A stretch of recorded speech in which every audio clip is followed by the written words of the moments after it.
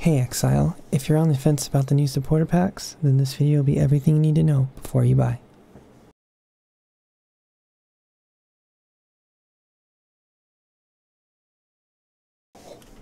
So 3.7 was announced today, and it's bringing with it a whole host of changes to the game, most notably to melee, various ascendancies, skills, and of course the Legion League.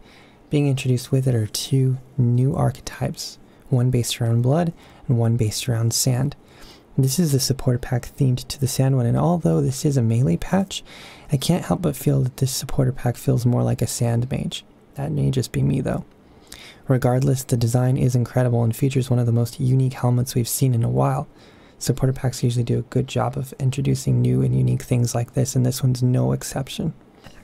The design itself is actually rather understated and very minimalistic when compared to past supporter packs. This, in general, is a breath of fresh air to me, at least. As strong as the armor set is here, I really do feel like this pack falls apart when it comes to the peripherals that are included with it.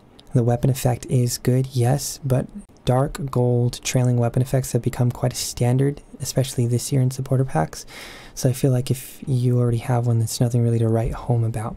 If you don't, however, then it's a great effect. The big downside to this one is the inclusion of a pet here. I really do feel like this is a bad choice to go back to having pets in supporter packs. I feel like, in general, somebody would get more use out of a portal or a back attachment or even maybe like a hideout like we got last league.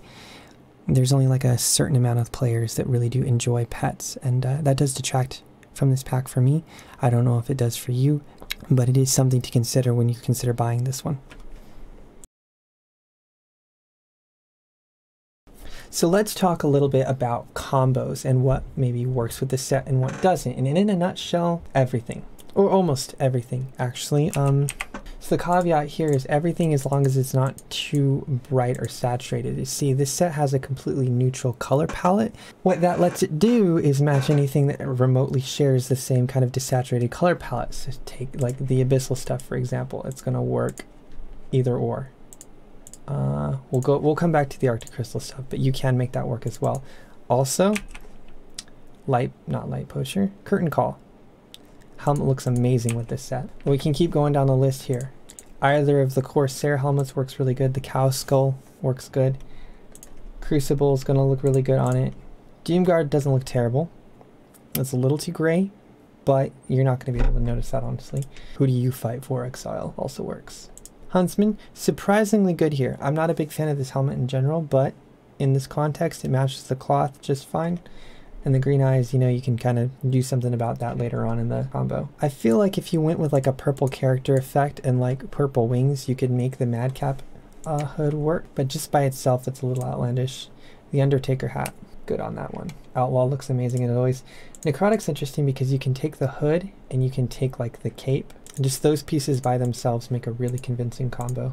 Stuff like Pit Fighter works really well. Purple Crystal is going to work really good if you use like the gloves with it. And the boots. Tasty. Seeker, Shadow Stalker, both of them look really great. Snake Skull, kind of funny, but it works. Sphinx Helmet's not bad. Little too saturated, but it's on the edge of what works.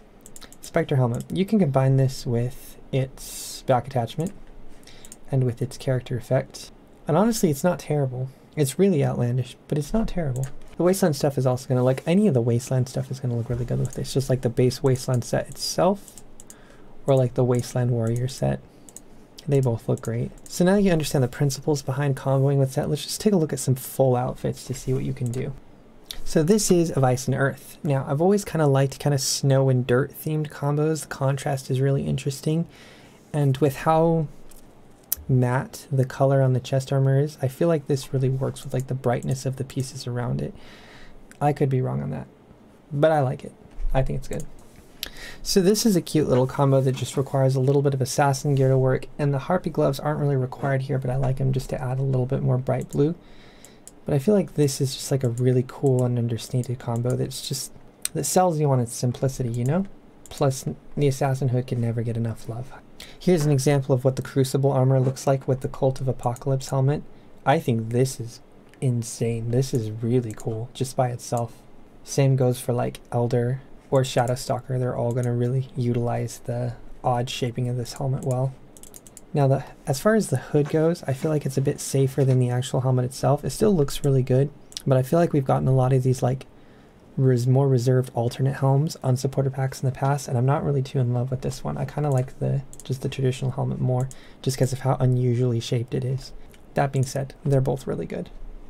Now, let's talk a little bit about the weapon effect and why, honestly, I think this is a really great weapon effect. So, it mats the weapon, but only sometimes. There's a few weapons where the textures are not washed out, and it has this nice, like, orange fiery glow around it, but the actual trailing itself is a bit more desaturated than the weapon.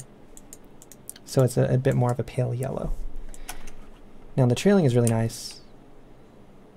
And if you wanted to use it as like an additional particle effect on like your whirling blades, you totally can. And also during like melee attacks, it's going to look really smooth and animated quite well. Now, how the weapon effect looks on various bases? Well, here's generally what you get out of bows. It's not terrible when running around. It's brighter at the top than it is at the bottom, kind of like an angular trailing. And it doesn't have like a flat edge that some weapon effects usually have. It has more of like a jagged edging, which makes it look a lot better than past trailing weapon effects on various bows.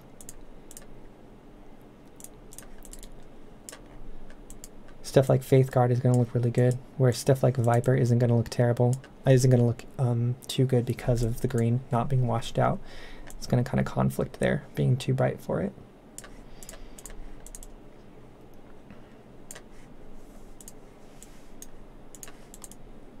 Staves almost end up being completely black as opposed to other weapons, which is interesting, or at least Pledge of Hands.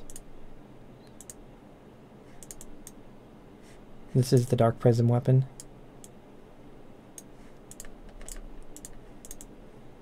With various Spectre and Mystic staffs.